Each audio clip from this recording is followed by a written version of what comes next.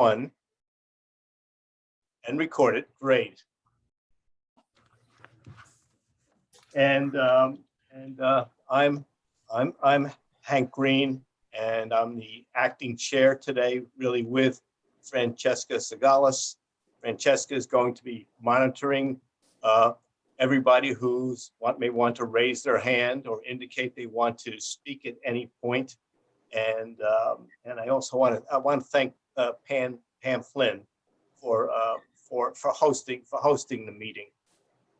Just a couple of things very quickly, if you don't mind. I just want to remind everyone there is no August meeting. There never is. So the next meeting will be in September. The second thing, before we really begin, you may have seen in the agenda that we sent out that there are some new ground rules that we're obliged to follow, and it was written very nicely on B's agenda. But Steve Benko, would you mind just taking 20 seconds to run through these ground rules, just so everybody's on the same page, if you don't mind?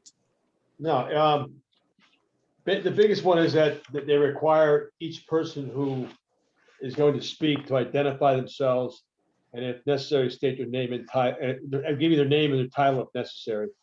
It also says that all votes by the commission must be taken by roll call unless it's a unanimous decision. And those are the two main ones. Tucker Murphy is putting together a memo for all the commissions that will describe all the details that came out and the change as of July 1. And Steve, thank you very much. Thank you. I'd like to ask if someone would make a motion to approve the minutes of June 9th, 2021. Motion to approve minutes. Thank you, Francesca. Is there anyone else to second that? Second. Yep. Thank you.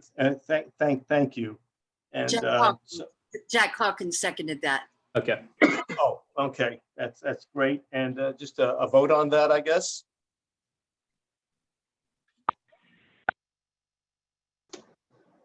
Looks unanimous. Oh, that's good. I Okay. approve them as well. Okay. So thank you, everybody. We're going to really start with the reports from members of the town right away. And Tiger Man, would you go first, please? Sure. Thank you very much. I'll make it brief since I only have really one thing to share. We've done some work throughout the parks, but since we last talked, can everybody see that? Yes.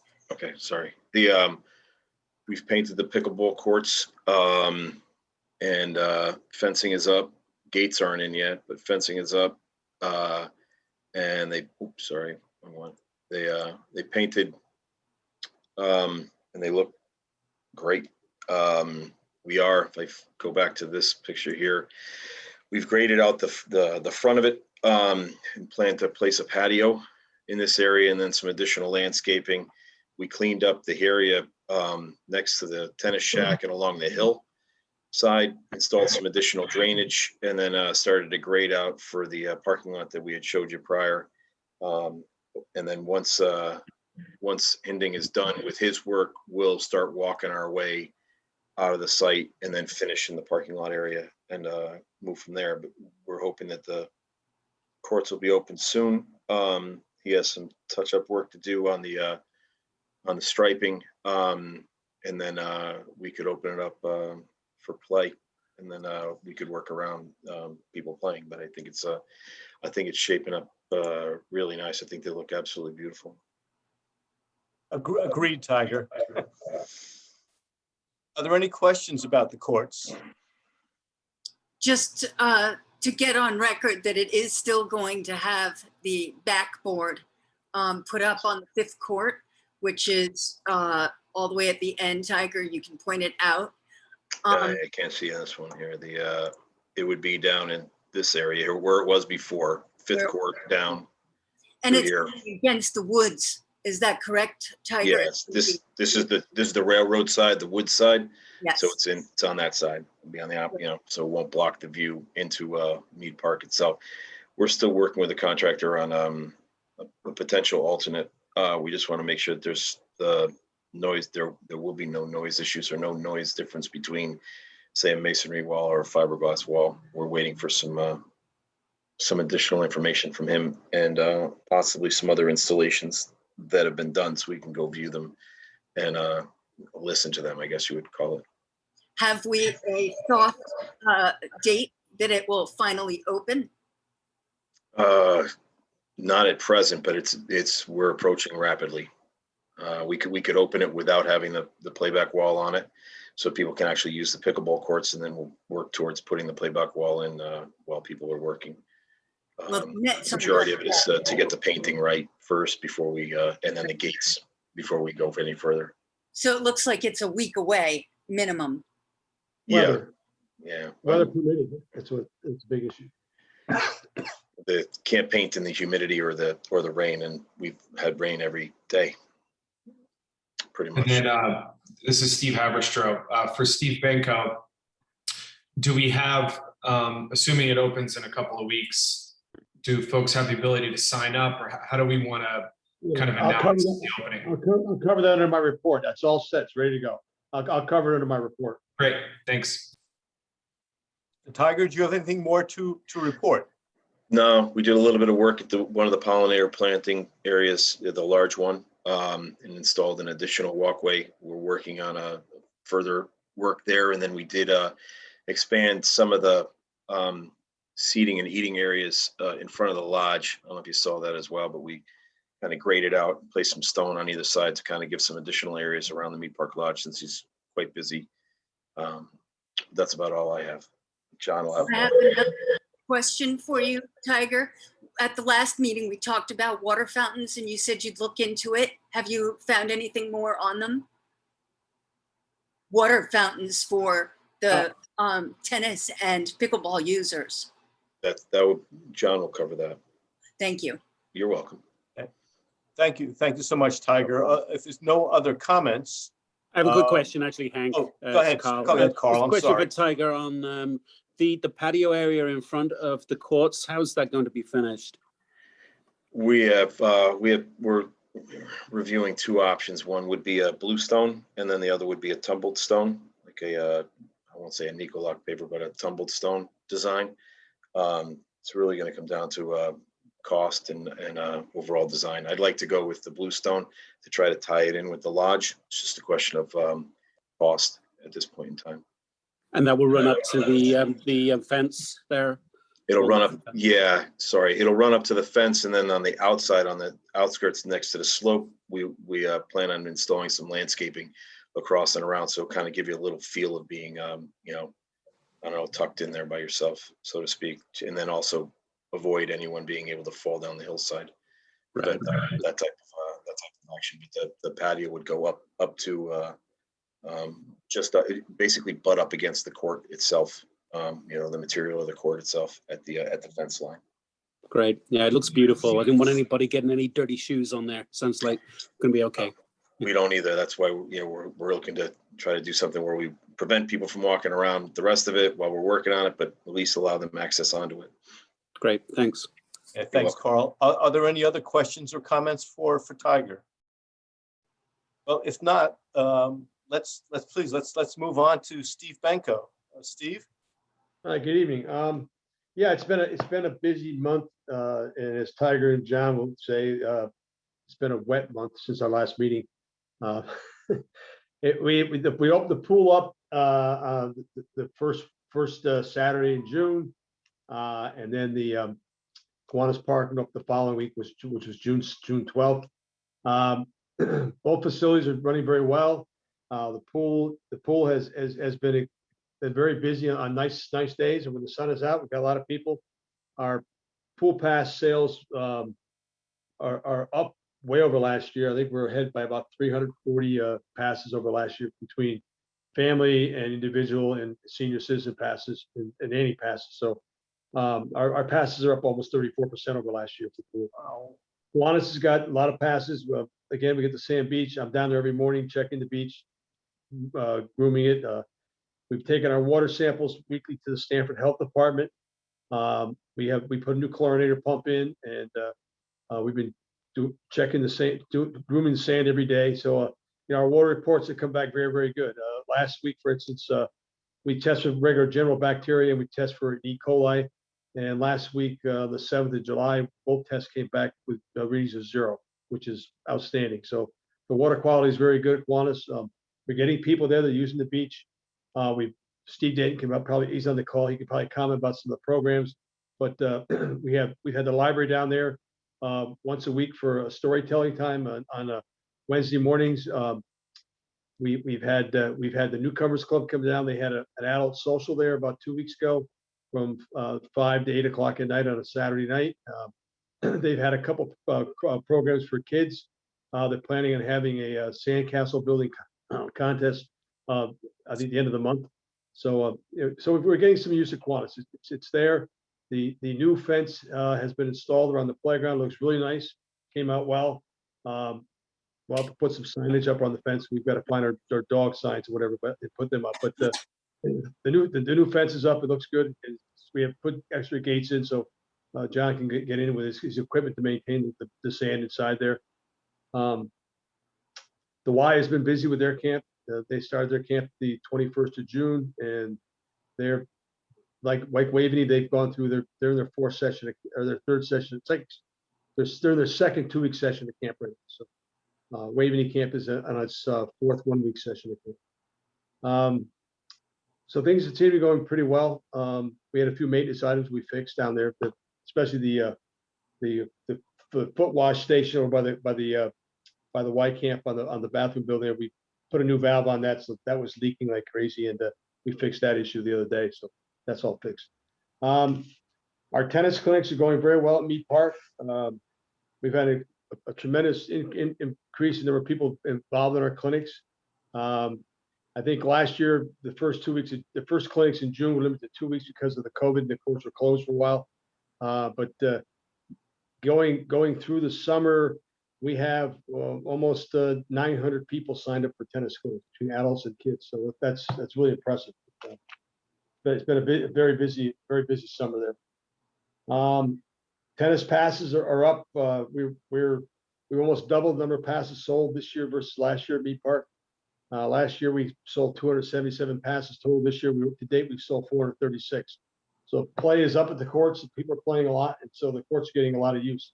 So the tennis at Mead Park has come back to life. About 2 years ago we were talking about what play was down, what's going to happen, but it's blossomed. We have a men's team that's competing in the Fairfield County Men's Tennis League, and they're doing very well. They're playing they play about 6 home matches on Wednesday nights, of course, of the summer, and they have, I think, about 30 gentlemen signed up for that program. So everything is moving along. The senior men are playing on 3 mornings a week, and they get probably 18 to 20 guys every Monday, Tuesday, and Thursday morning to play between 9 and 11. The Encore group has an active ladies tennis group, and they're playing 3 or 4 mornings a week, and they organize their own round robins. So it's great. Tennis is doing very well, and it's impressive to see what's happening there.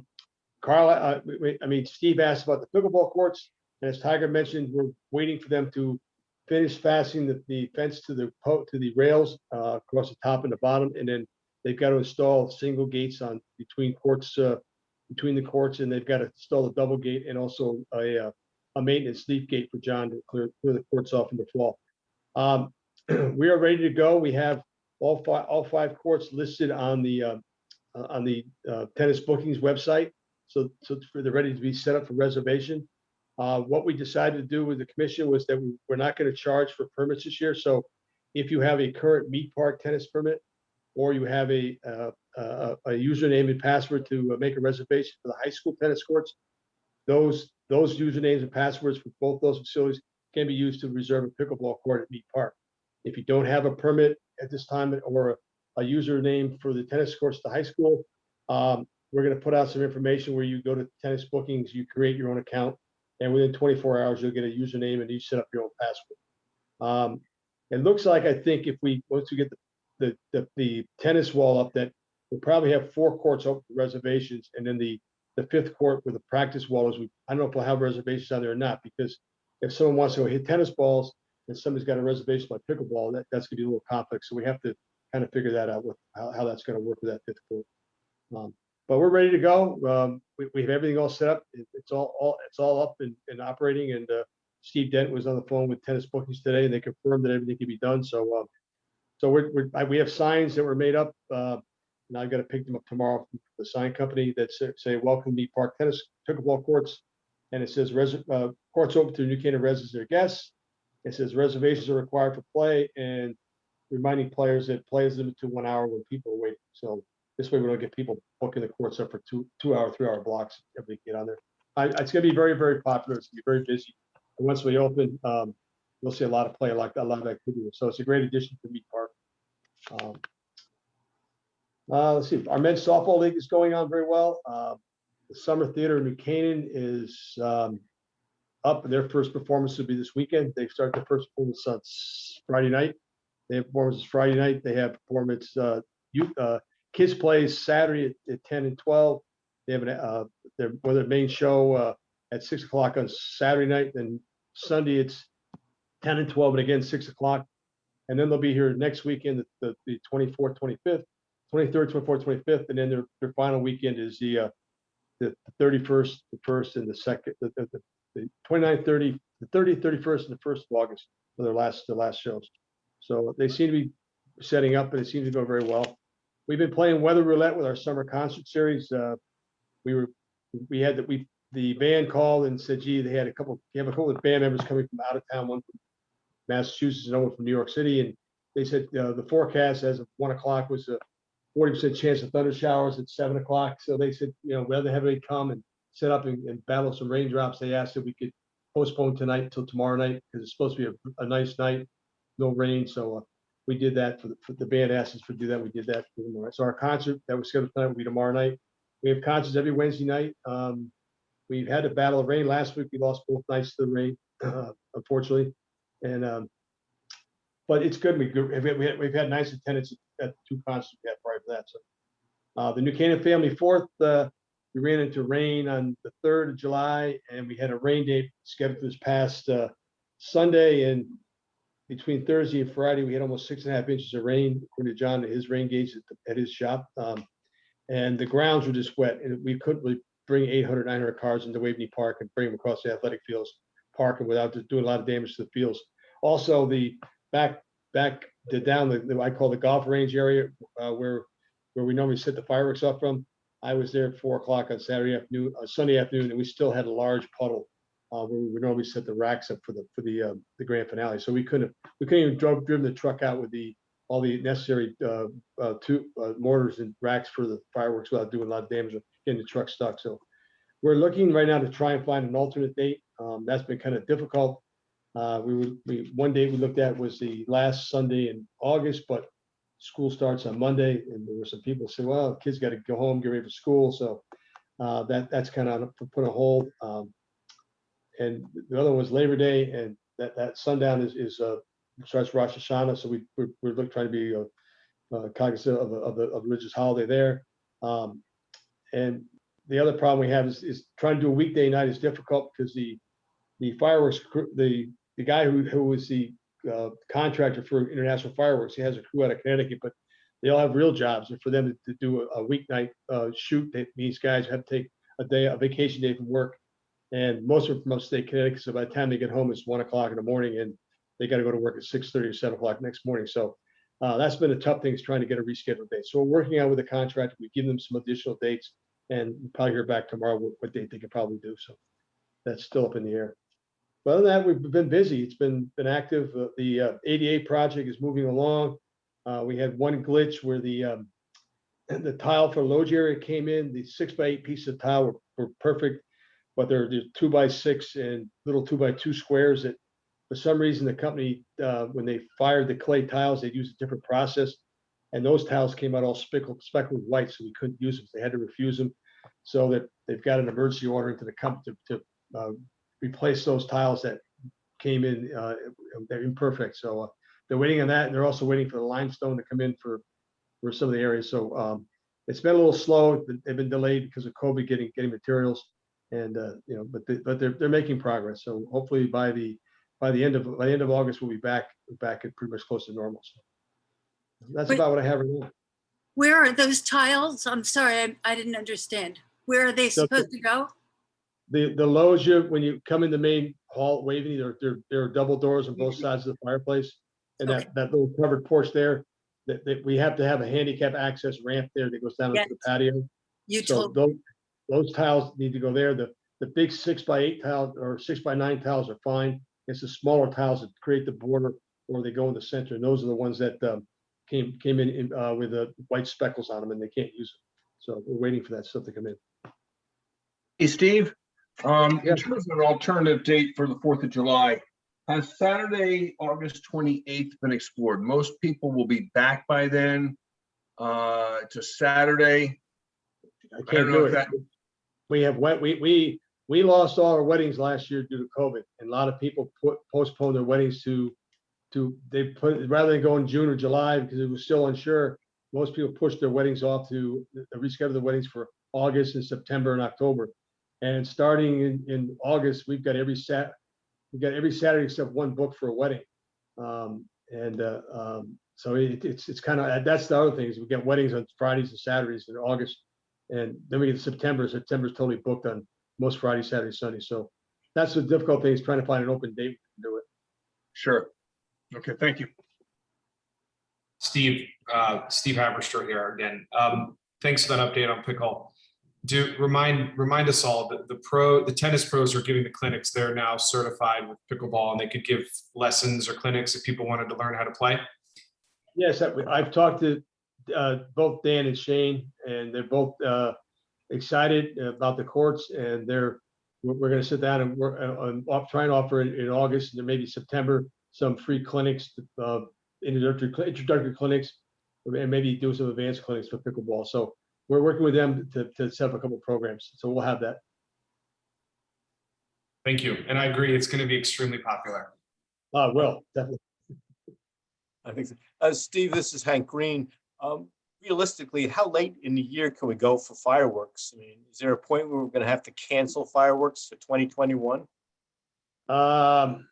Yeah, we could go into October, but the problem in October, like I mentioned, is that we have a lot of activity, a lot of events in October. So it's a matter of trying to find a date we can get it done. We can go to the middle of October. I wouldn't go any later than that, but if we do have to postpone, then we'll have to make some an arrangement like we did.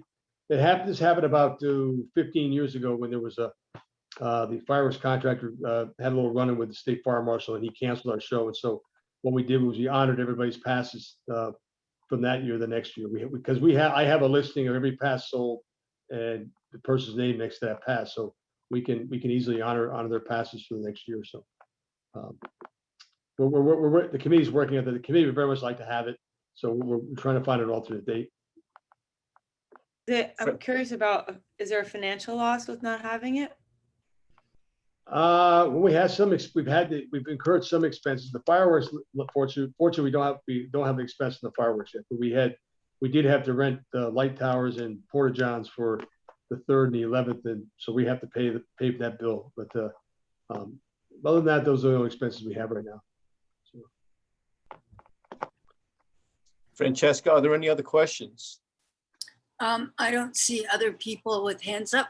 No, Oh. but I have a question. Yes, please, please. So Francesca Sagalis, Steve, the courts are great and so are the programs there for tennis that have been going on. I just wanted to mention the pros. The other night we had the women's clinic that there was room made for a women's clinic to match the men's clinic. And thank you very much. That's been terrific. But they were supposed to have 4 courts, the pros were, and they only had 2. How is it that the reservations aren't blocking out the 4 courts for our pros? Here's what happened, Francesca. I had 4 courts blocked out for NCRD or rec clinics, and the men's team came down and coerced my attendance, although the other two courts were for their men's team to have a practice. So the men's team went on and took the two courts that I had reserved for the women's clinic, and that won't happen again. Thank you, because it was rather awkward. Okay. I'm glad that was a mistake. Okay, It was that somehow they went in, they coerced my attendant because my attendant put their names on the block that was blocked out in CRD. So that won't happen again. thank you. Okay, thank you, Steve. This is Hank Green, and I think we're going to move on to the park superintendent's report. Will that be John? That will be me, yes. Okay, thank you, John. Good evening. As Steve mentioned, we've had a lot of rain. We've had 10 inches of rain this month. In the first couple of weeks of the month, 10 inches is more than we get all of July and August combined. We're dealing with wetter conditions now than we were in the spring, so it's been quite a challenge. And with that said, we've been able to get everything fertilized, and so some of the quick release nitrogen has kicked in, and we're having a tough time keeping the grass cut right now, but I'm sure that will change. Other things we've been able to get to is right after the 4th of July, we were able to get into Lapham and get those weeds pulled, Francesca, up there. And today we're even able to get down to the Mead Snack Bar, and we're able to prune back some of the bushes, remove a few dead bushes, and do some weeds, that type of stuff. It's that time of the year. We're taking play mat out to the school playgrounds, the double ground wood chips. And we're also for Dixon Park and the adult fitness area up at Waveney. As far as other odds and ends, we had a girls lacrosse tournament that we had to put some fields out on Farm Road and the track field. That's all part of the NCAF, to raise money for the replacement of the fields. And not this coming weekend, but the following weekend, there's going to be a boys lacrosse tournament where we'll also be painting some fields out on Farm Road and the track. As far as water fountains, since we didn't have water fountains on for a year, we are turning them back on. We've run into more problems with water fountains. It seems like everyone we've touched has needed parts, and unfortunately parts aren't available. We have a new one ordered to go on to the Mead Park Lodge, a jug filling water fountain. It's coming from the factory, and right now they can't tell us when it's going to be produced. So that's part of the problem. But down at the tennis courts right now, the one that's down by the upper courts, so the 1 through 4, that one is up and running. So there is a water fountain. Outside of court 3 and 4? Yep, that's up and running. Awesome. Unless you tell me differently. I haven't looked at it It this wasn't week, when but- I last played, but it's already been 10 days since I played there. Okay, we'll make sure it is, but that one should be up and running. But we're working on the water fountains, but parts has been our biggest issue. So other than that, I'm good. Tiger, is your hand up? No. Nope, sorry. Are there any questions? Are there any questions, Hank Green? Are there any questions for John? I have a question, it's Carl Mason. It's about the water fountain at Kiwanis. Has that one been turned on? What's the status of that? That's actually for Steve. Is the water fountain at Kiwanis I turned believe on? the water fountain is there. The plumber was down to put it in. He has to move. He has to install a new drain pipe, which means cutting a hole in the wall. He's supposed to come out and do that. I was hoping it'd be this week. He told me to be done before the end of July. So he's just up to his ears in work, as most contractors are. So he's got it on his schedule. So I'm hoping he'll be here Monday or Tuesday next week to get it put in. Okay, thanks. Thanks, Carl. This is Hank Green again, and this is for John and Steve. I know a minor thing, but that the beautiful Kiwanis Park sign, will that be straightened soon? I know that you've asked for a vendor to do that. Yeah, we will have to do it. The vendor was supposed to come down and straighten the sign out. He didn't do it, so we'll have to go down and do it ourselves. Yeah, sorry, Steve, I'm compulsive, so every time I pass it. I know, I see it every morning, and they keep telling me they're gonna come fix it, and they don't fix it, so. We have to get some chain and adjust it so it looks straight. Great report. Oh, I'm also- go ahead. I'm sorry. Yeah, Jack Hawkins here. I'm also surprised that we're able to have so many cars park on that field every day, twice a day, and it doesn't destroy that grass and all that. Over at Kiwanis. Yeah. With that said, the one We ask the difference is, right counselors to park their vehicles there. Otherwise, if they all park down next to the pavilion, there'll be no place for anybody in the public to park. So we tell the Y that all their counselors and lifeguards have to park up against that hillside by the nursery school. They've done that Yeah. for 20 years. Yeah. I understand. It's kind of a forced situation. I mean, that thing is packed with Waikiki parents and all that. the one thing you're dealing with differently there is that's not athletic field quality or something like that. If you're, Mark and Rick, you know, it's not in great shape. It might be green, but it's not something you could play a soccer game on or anything like that. Yeah, I understand. Hard as a rock. But I'm still surprised that it's even still growing grass with that many cars driving on it twice a day. But Well, yeah, the interesting thing is the Y camp used that field next to the basketball court. They haven't been there all week because the field is so wet. In fact, the kids had to use a portion of the beach area where our camp used to go next to the old pavilion. So because they can't go in the grass because it's still got standing water out there. So Oh, thank you, Jack and Steve and John. Are there any other questions? I want to mention that the poison ivy that we pointed out on 2 places at Kiwanis Park is still there. The I think it's a cypress tree at the entrance across from the nursery school that's kind of jutting out into the road that is covered with poison ivy. And shoot, I can't remember where the other one was. Well, we'll leave it at that. So anybody else holding up their hands? Francesca? No, nobody else is holding up a hand. So that ends the those 3 reports from Tiger and Steve and John. I think before we end, I think Betty Lavostik had some comments or questions. Betty, are you still there? Yes, I am.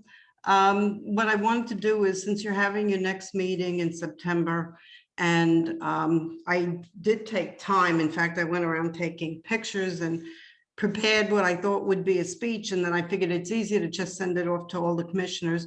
I would like to read that email that many of you didn't receive, but for those of you who have, or I have your email address, I did send it off. So I would like to take about 5 minutes to read it. It concerns all the parks and in particular Kiwanis.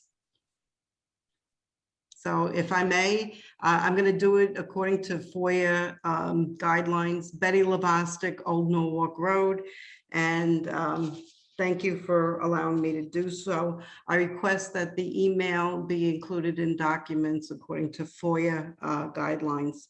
First of all, a sincere thanks to Commissioners Bennington, Mason, Sagalis, and Selectman Corbett for touring Kiwanis Park last month as part of the follow-up to Kiwanis Park maintenance tour that we had in probably 3 feet of snow in icy conditions back in February. So the follow-up meeting, of course, had more people, and in fact, more newcomers that I only knew by phone calls or a postage size picture on Zoom. So I met a lot of people that I just knew by voice or by email. So it was nice for the commissioners to meet in person, many neighbors and friends of Kiwanis Park during that, I guess, 90-minute or so tour. Since the June 6, 2021 maintenance follow-up walkthrough in Kiwanis Park, the Parks Department addressed the brush issues, including removing various mounds of debris that piled up along the driveway of Kiwanis Park. Previously, there was a brush removal, but the job wasn't completed, and so brush built up and dirt and debris on top of it. So that was finally taken care of. And I have to thank the 2 workers, I don't know their names, who actually, once they did some of the work, came back to me and asked me, is there anything else that I see that they don't see? And I brought them to, I think it's called the dog waste station by the trails. And I had mentioned to them that the weeds were up beyond the little contraption that you take the bags out. So they cleared that area up. And in addition, they did the traffic sign that has the speed limit on it that was not visible. So they did a few things that I see in my day-to-day routine in Kiwanis Park that they normally would not capture. So whoever they are, hats off to them. And I think the neighbors and visitors from Kiwanis Park noticed the difference. It was very, very noticeable in the beginning, especially when it was first removed. And then the concern or the comment is that the brush removal and maintenance should continue more than once a year. If you could do it quarterly, that would be great, because with the rain and the weather that we're having, the brush returns very, very quickly. Some concerns and suggestions I had: the monthly recreation newsletter for the past 4 months and the prior year show a lovely picture of Waveney Pool, but none of Kiwanis Beach. And we're trying to promote Kiwanis Park, and that's what I've heard in the January and February meetings. So what I would like to do is suggest that these newsletters, these recreation newsletters, include photos, and many, many photos were sent, beach photos and other photos of Kiwanis Park. I included it in an attachment. The ADA compliant water fountain, Steve Benko had mentioned it. It's been on the ground in Kiwanis since June. The plumber did come once in June and then left. So it's not set up to go there. This was a suggestion that was brought in the February meeting and also June meeting by Francesca Sagalis. So I'm going to follow up on this. During the June tour, when Commissioner Sagalis suggested a no dogs allowed sign to be posted at the playground fence in Kiwanis Park and permanently on the beach, at that time I had mentioned to her that there are signs in the closet in the pavilion, which were there for years, and periodically the workers would put it out by the lifeguard stand. Those signs are no longer there. I would like to expand on Francesca's wonderful suggestion and say that we permanently have signs on the beach, and it has to do with E. coli when there's runoff of water from dogs on the beach. And also on all playgrounds, if we could possibly do it for all playgrounds, no dogs allowed. The temptation is there, and what I've noticed ever since we have the new fence put in, the new fence in Kiwanis Park looks amazingly like Spencer's Run. So after hours, dogs are down there in the park. It's amazing how many dogs come down to Kiwanis Park. So if we can, I know you're laughing, Francesca, I own 2 dogs, by the way, a Doberman and a Chesapeake. So I don't think I'm anti-dog. I had dogs, but I owned more cats. And I'll say I never saw so many dogs in my life. They somehow know when 7 o'clock comes, by 7:01, there's a parade of dogs going down to Kiwanis. So if we could put a permanent sign by the playground and do that in all of our parks. I think some children are afraid of dogs, but I don't think that there always is cleanup of dogs. And in particular in a playground and especially on a beach, there should not be dogs there. I was going to suggest something else. I went to Waveney Pool today to take a picture of the water fountain just to see that it was working. And at the time I saw on their corkboard a beautiful display of signs. It had the pool hours, it had the concession sign hours, it had lots of activities. I don't see that level being done on the corkboard in Kiwanis Park. It looks very barren.